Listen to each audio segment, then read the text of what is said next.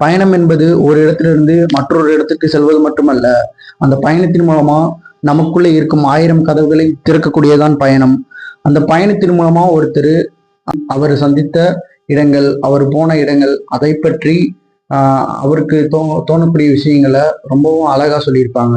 பயணத்தின் மூலமாக சொல்லப்பட்ட ஒரு புத்தகம் தான் தேசாந்திரி என்ற ஒரு புத்தகம். அந்த பயணத்தின் மூலமா இவர் சந்தித்த மனிதர்கள், இவர் பார்த்த விஷயங்கள், இவர் போன இடங்கள், அந்த இடங்கள் மூலமா அவருக்கு ஏற்பட்ட அந்த அனுபவங்கள், அந்த அனுபவத்து மூலமா ஏற்பட்ட விஷயங்களை ஒரு கட்டுரையா எழுதியிருப்பாரு. அந்த கட்டுரை தான் தேசாந்திரி என்ற ஒரு புத்தகம். இந்த தேசாந்திரி என்ற புத்தகத்துல மொத்தம் 41 கட்டுரைகள் இருக்கும். அந்த கட்டுரைகள் எல்லாமே ஒவ்வொரு இடத்தை பற்றி குறிப்பிட்டிருக்கும். அந்த குறிப்பிட்ட விஷயங்கள் எல்லாமே நமக்கு ஒவ்வொரு விஷயத்த சொல்லி கொடுத்த மாதிரி இருக்கும். இதுல ஒரு விஷயம் சொல்லியிருப்பாங்க, சிற்பங்களை நாம்